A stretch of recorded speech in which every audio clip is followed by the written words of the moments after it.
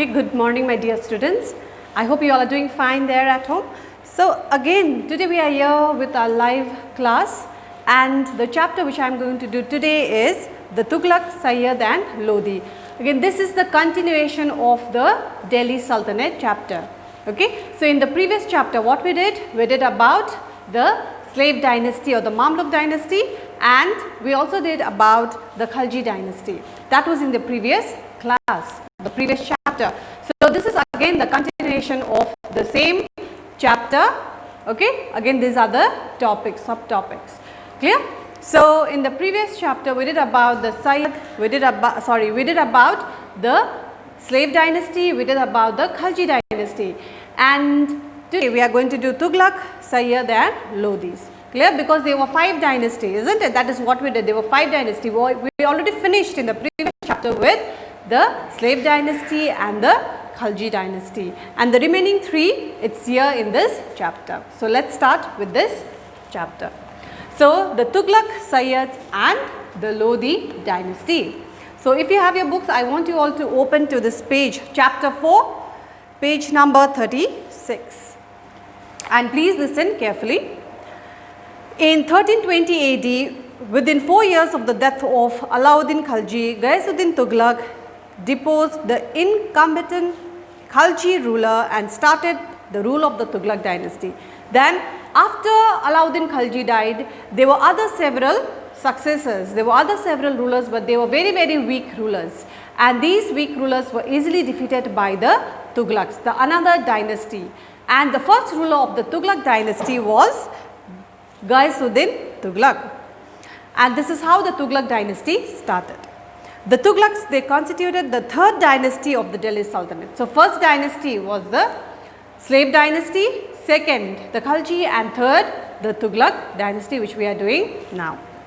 And this Tughlaq dynasty, they ruled from 1320 AD till 1414. So this Tughlaq dynasty, today we are doing this Tughlaq dynasty.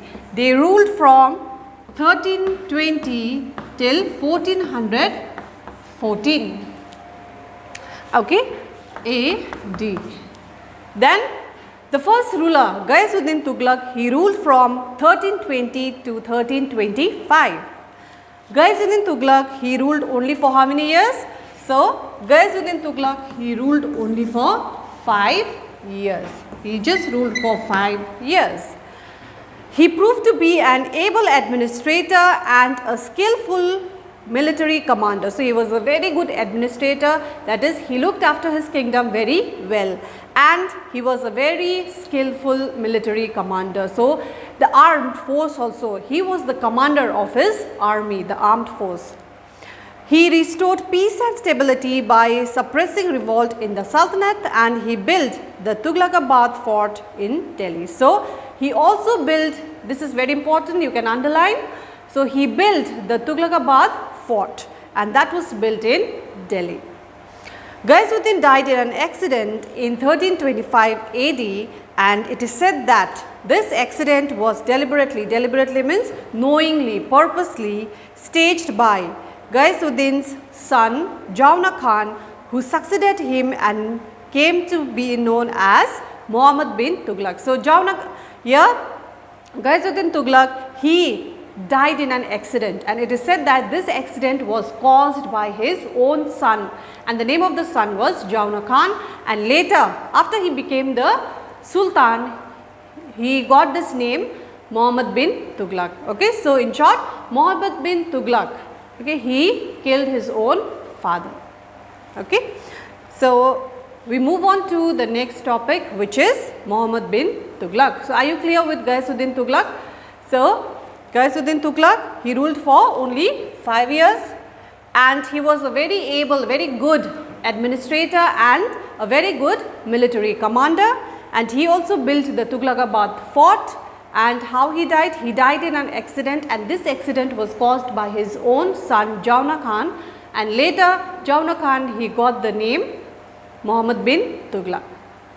Then the rule of Mohammed bin Tughlaq started. He ruled from 1325 till 1325 till 1359. 1. Okay. Then the accounts of Ibn Battuta, he was a Moroccan traveler, gave lot of information about the reign of Mohammed bin Tughlag. So Ibn Battuta or Ibn Battuta, he was a Moroccan traveler. So he, in his book, he has written a book, and in this book, this book gives us a lot of information about Mohammed bin Tughlag.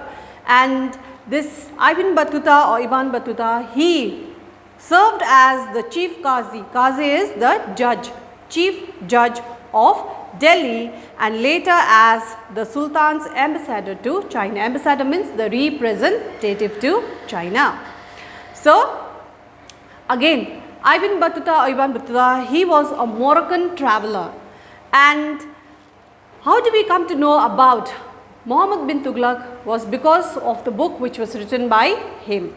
Okay, and he was the chief Qazi or the chief judge of Delhi, and he also served as the ambassador, that is representative or to China.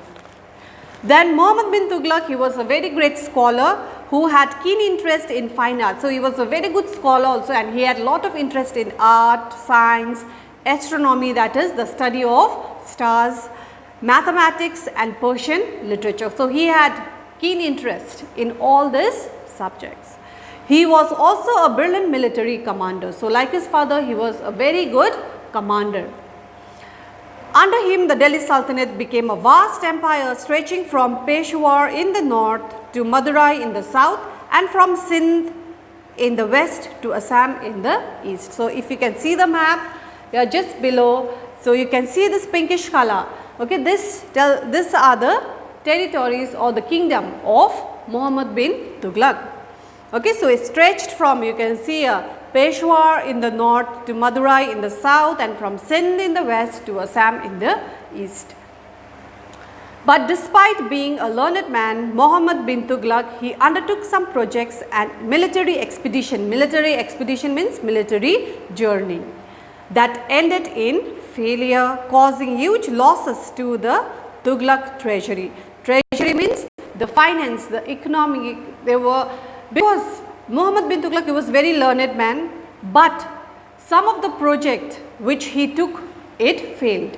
Okay, he came up with some of the projects, he wanted to do something good, okay, for the kingdom, but this turned out to be a failure, and because of this there was a huge loss to the Tughlaq treasury. The finance, okay, they were in economic crisis, the finance, there were great loss in the finance.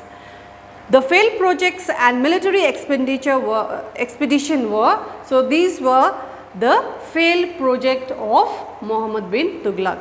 Transfer of the capital, okay, this we will do all this in detail one by one. First is transfer of capital. Second, higher taxation in the Doab. Doab means a region between two rivers. Again, Doab, D-O-A-B means region between two rivers. Higher taxation in Doab, introduction of token currency, and the Khorasan expedition. So these were the projects of Mohammed bin Tughlaq which became a failure.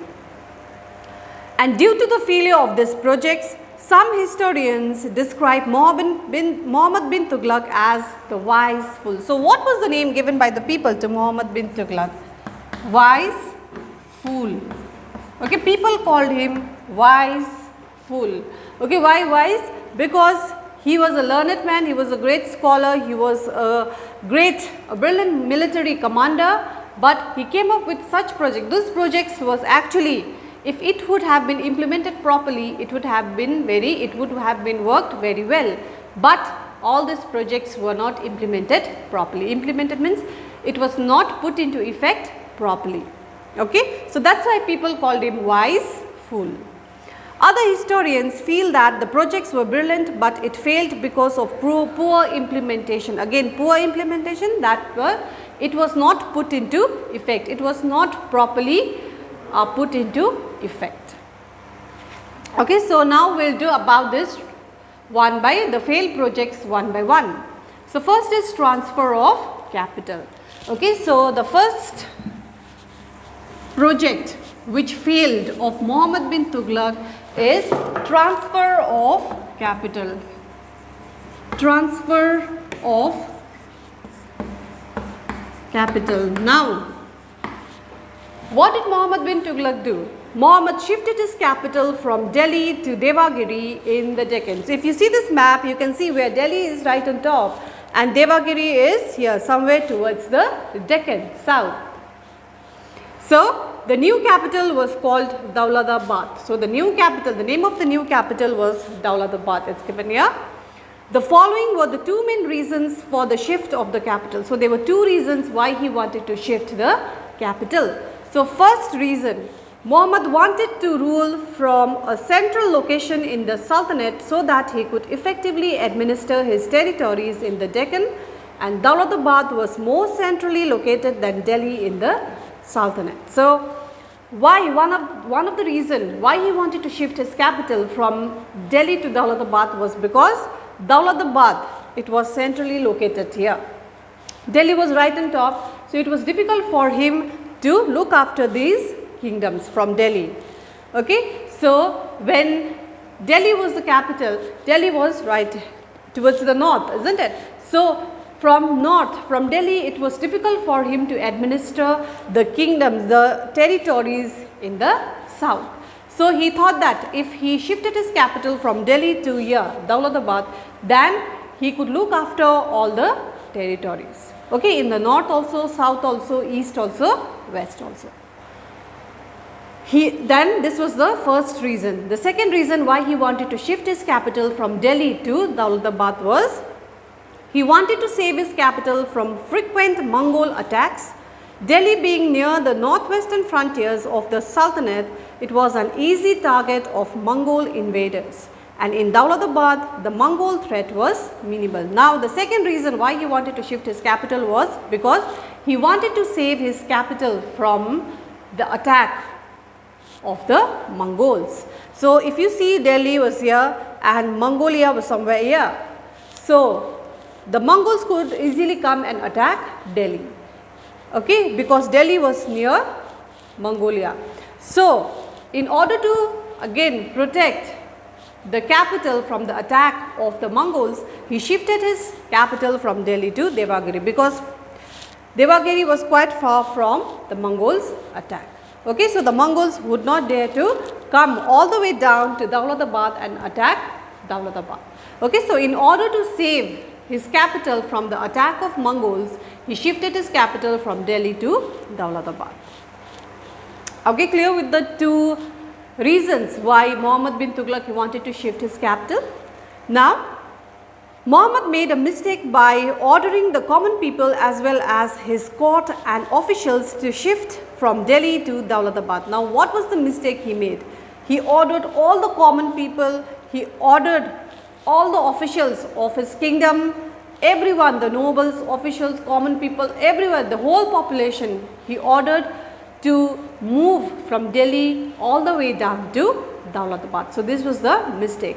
He ordered everyone, the whole population to move from Delhi all the way to Daulatabad. Heavy expenditure was incurred for the journey of a large population over the 1500 kilometer route. Again, it was a heavy expenditure, it was a heavy loss because the whole population, they had to go all the way from Delhi to Daulatabad. And this journey, it was almost 1500 kilometers away. Many people died on the way, and those who reached Daulatabad found it difficult to adjust to the new city. However, some historians do not agree that there was a mass exodus of Delhi to Daulatabad. Now, what happened?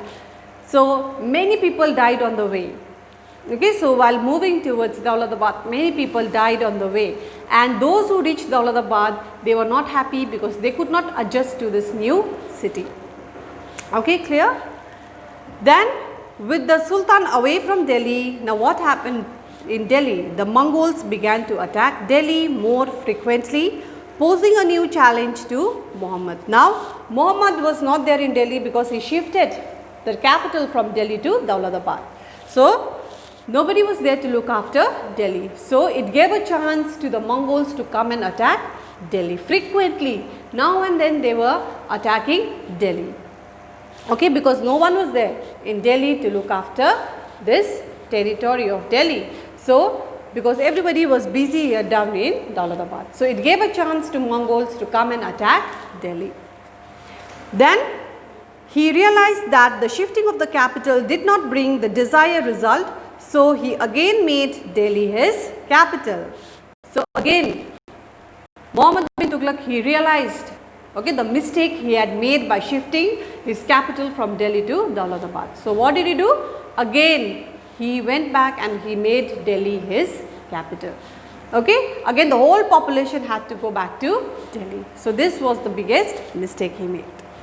The failure of his project affected the image of Muhammad in the Deccan kingdom and they began to assert his independence. So, because of this failed project of Mohammed bin Tughlag, his image was affected, and now the nobles also, they wanted to come out from his kingdom and have their own independent kingdom. Okay, clear with this transfer of capital? So, there were two reasons for the transfer of capital and why this transfer of capital became a failure. So, this was his first failed project. Now, moving on to the second failed project. The second failed project of Mohammed bin Tughlag was, higher taxation. Higher taxation in Doab. Now, what is Doab? D-O-A-B. D-O-A-B. Doab means a region between two rivers. Doab means a region between two rivers. Muhammad needed resources to strengthen his army, so he increased taxes on the peasants in the fertile region of the Ganga, Yamuna, Doab.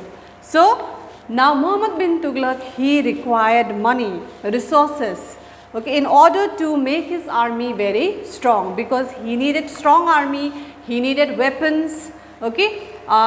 Then because of this he needed money, and how he wanted to get the money was by increasing the tax on the peasants in the fertile region of Ganga, Yamuna, Doab.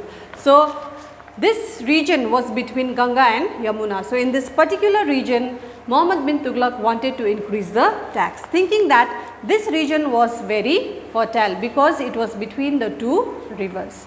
And in this particular region, he wanted to increase the tax. And this tax he wanted to use for the military purpose. Unfortunately, the taxes were raised during the time of the severe famine. But what mistake he made? So, unfortunately, he raised the tax in this area when there was a famine. But the tax collectors, instead of showing sympathy with the farmers, forcibly collected taxes from them, and unable to bear the high-handed behavior of the officials, the farmers revolted. Now, the mistake which Muhammad he made was he increased the tax in this region when the famine broke out in this region. And when the farmers were not able to pay this tax, what did the people do? Let's say the officials, the tax collectors, instead of showing sympathy, they started to beat them up, they started to punish them and forcefully took the tax from the farmers or the peasants. And what did the peasants do? In return, they started to revolt. Okay, they started to revolt. Many fled to jungles and many of them refused to farm the land. So, what did the farmers do? They ran away and they went towards the jungle, and many of them, they did not wanted to cultivate and farm the land. Okay, this is how they revolted.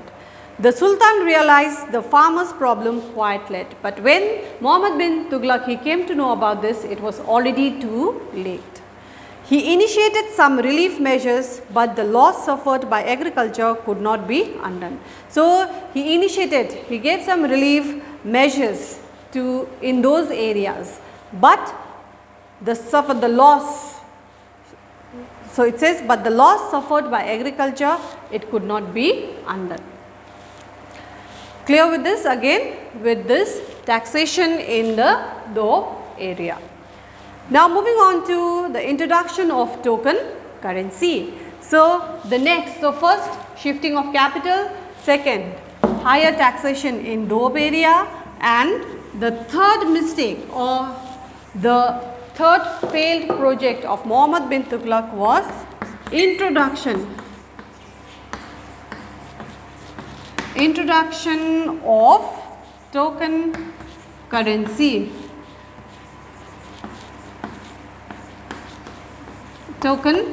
Introduction of token currency. So what was this token currency? Issuing token currency to represent silver coin was an innovation of Muhammad. So because at that time now the silver currency was, or let's say silver was in shortage. Okay, silver, there was shortage of silver. So instead of silver, now Muhammad, he wanted to introduce copper and brass coins, which was very less expensive. Let's say the amount, okay, the value of this copper and brass was very low compared to silver. So this was his mistake. So let's see. He introduced copper and brass coins to overcome the shortage of silver during his rule. So these coins were meant for use by the people in their day-to-day monetary transaction. The people could exchange this currency anytime for silver from the royal treasury, and the token currency scheme also failed because of poor execution. Now this silver, instead of silver, now people started making copper and brass coin, and copper and brass, it was found plenty all over the kingdom. So people started to misuse, and this became a failure. So everyone started having this copper, even the poor people, they started having this copper and brass coins. So people started minting fake coins in their home, and a large number of fake coins came into circulation. Muhammad could not foresee means he could not see this beforehand, the circulation of fake coins. Now what did people started doing? They started making fake coins, okay, duplicate coins. So they started making this duplicate coins all over the kingdom, and Muhammad, he did not see this before.